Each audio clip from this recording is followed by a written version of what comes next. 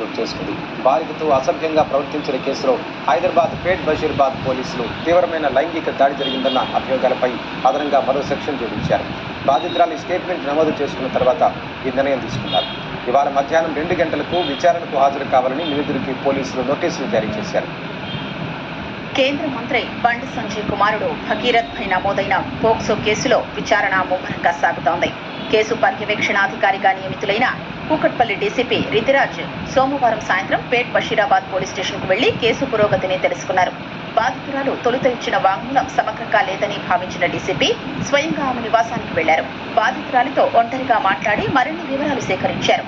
భగీరథ్తో పరిచయం, తరువాత జరిగిన పరిణామాలు, లైంగిక వేధింపులు వంటి విషయాలన్నీ ఆరా తీశారు. ఘటన తీవ్రత దృష్ట్యా న్యాయమూర్తి ఎదుట వాంగ్మూలం ఇవ్వాల్సి ఉంటుందని చెప్పారు. మధ్యాహ్నం 1 గంట సమయంలో వెళ్లిన డీసీపీ దాదాపు 2 గంటల పాటు ఆమెతో మాట్లాడారు.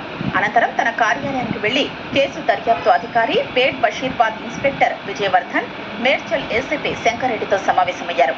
ఆ తర్వాతే ఈ కేసులో కొత్త సెక్షన్ జోడించారు.